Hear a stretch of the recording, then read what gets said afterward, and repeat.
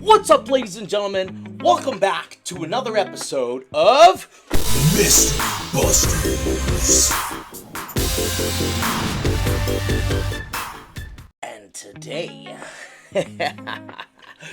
we're going to be looking at some more interesting mermaids, as requested from some of you, and I seem to have gotten a lot of views on the last video. So we're going to be rolling with that today. I hope you don't mind. Now, we got a video here today, okay?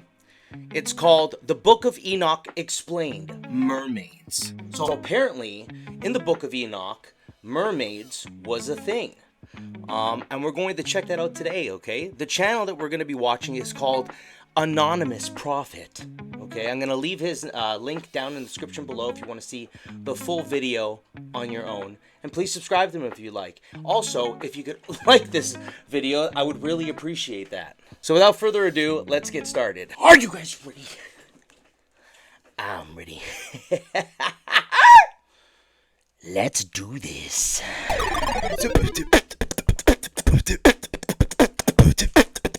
Let's go! Do you know mermaids are actually biblical?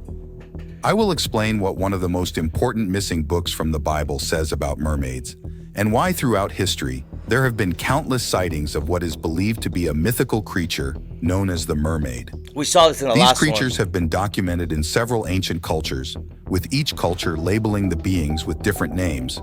However, they each possess the same overt appearance. So we must begin asking ourselves how real these creatures actually are. And when we do, we can find the answer because there is a secret missing book that's a part of the Bible that speaks about mermaids and who they actually are. Let me explain. There were 2,000-year-old biblical scrolls found in a cave in Qumran, and these scrolls are known as the Dead Sea Scrolls. These ancient scrolls contain the biblical text we know of today, including the book of Genesis and the book of Isaiah, to name a few. However, there was one book that was completely hidden from the Bible for decades. This book is known as the Book of Enoch. This book adds on to the topics the Holy Bible doesn't go into depth with, such as the biblical creatures. It was actually removed from the biblical scripture for reasons that we're not going to get into today. You can go on down a rabbit hole with this, but it was removed purposely, I think, for the priesthood at the time to be able to control the masses. There was a lot of truth to it, and they didn't want the people to know. So it was removed, but you can read this still till this day. It's still out there. It's pretty crazy. Even creatures such as mermaids, which I'll be talking about in this video. They talk about Also, the giants. Enoch himself is Noah's great-grandfather. So this book is a huge part of the Bible, and the Bible is actually missing this book. The Book of Enoch answers the questions we all have regarding several subjects in the Holy Bible. And although as a Christian your mind may be fixated on the current books of the Bible being the only truth, understand that the Book of Enoch was found with the same books in the current Bible, and those in power decided to take this book out of the Bible. That doesn't mean the Book of Enoch is any less credible. It actually may potentially mean it's more than we initially thought. Now let's take a look at what the Book of Enoch has to say about mermaids. The Book of Enoch mentions a group of mysterious beings, and these beings are what led up to the creation of what we now call mermaids. The story starts off with a group of angels known as the Watchers. These angels came to earth and mated with human women, and this unholy union resulted in the biblical giant. By the way, the translation of the Watchers is actually called angels. So the Greek, ancient Greek translation, I think it's Greek or Latin, is if you translate what angel means, it just means the Watchers. So we've like mistranslated over time and called it the angels, but there actually is no depiction of an angel in the biblical scriptures whatsoever. The only depiction that you could see is the one with Ezekiel, where he describes the messengers that came down upon him to give him the wisdom and the knowledge, were like spherical like things. He has them drawn. It's like a giant eyeball with like spherical discs like rotating in different play, like almost like a spaceship, man. It's pretty crazy. We know about in the book of Genesis. Check out my full video explaining the Watchers here if you're interested. However, the Watchers, the Nephilim, and the women that mated with the Watchers all paid a price for this unholy union. The Watchers were bound in a place known as Tartarus. The Nephilim were destroyed in a great flood, And the women who mated with the Watchers, well, they were cursed to become mermaids. Warren Enoch 19 verse 2 says, "The women also of the angels who went astray shall become sirens." Sirens can be translated to two different creatures. First, we have the Greek siren, which is a half-bird, half-human creature. Okay, I've And heard of then, this. siren can also be translated to mermaids. However, over time, the word siren has been a title to describe a particular type of mermaid that sings a hypnotic song that lures men off their ships to their watery demise. There is even a show called Siren that is about mermaids. Originally, mermaids were human women, and this is why in several films they turn into human women. It is because that is their original form, although they can't turn back into humans since they are cursed.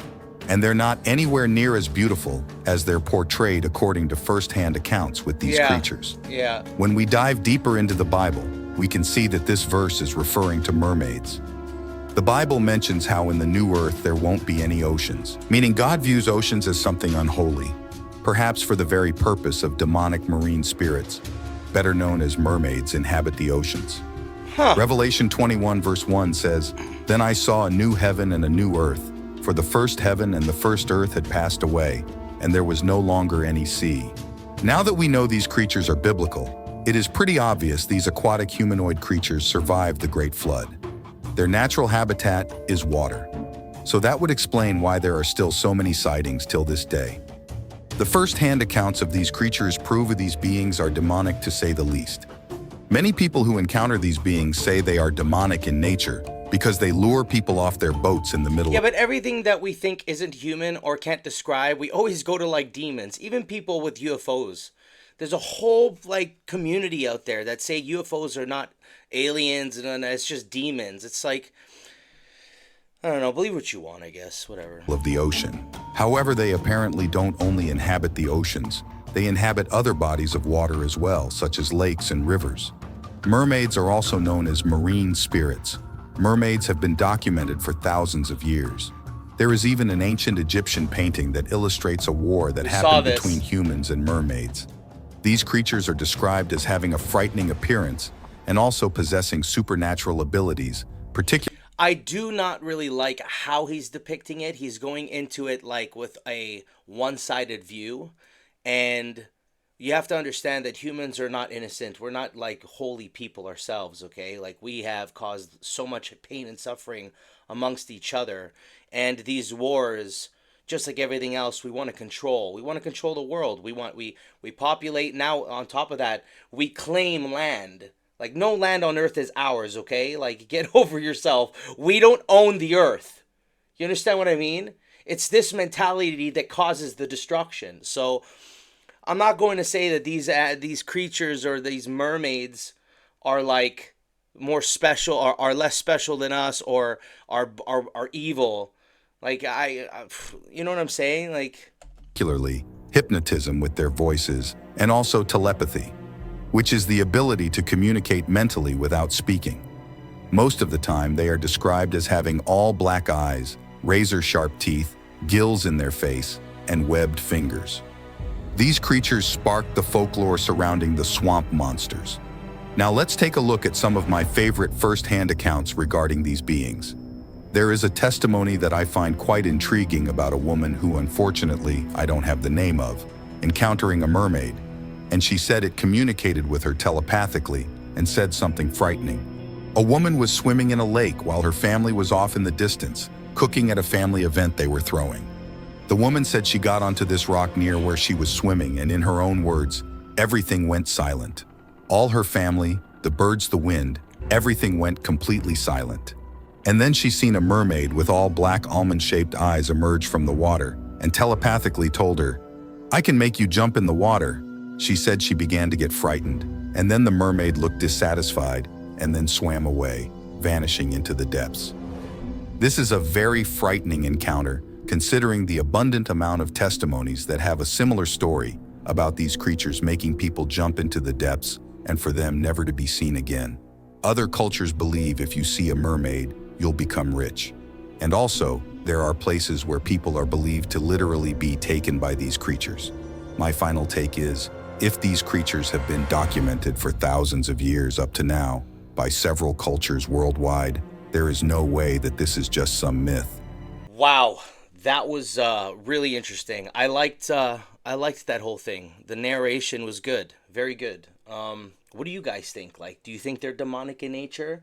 Do you think that they are more holy than us? Do you think that they have answers that we don't about life and death?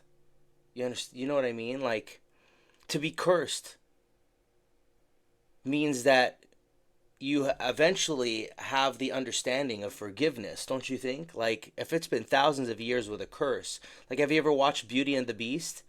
The Beast isn't a bad person, and he has a curse. Was it the women's fault?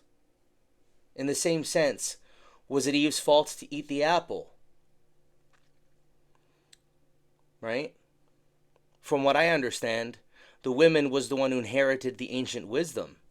They're the ones who carried the alchemic knowledge of the healing, the potions, and all that other stuff, which later, during the Dark Ages, okay, man claimed it to be witchcraft and burned many women to the stake, claiming them to be witches because of something they don't understand. In the same sense that when you don't understand something now, you just call it a demon, right? But I don't know. That's just my opinion. What do you guys think? Leave it in the comment section below. And if you like this video, please finger and fiddle my ding dong, okay? Finger that like button, and I'll see you guys in the next one. Thank you so much for being here. Take care, and peace!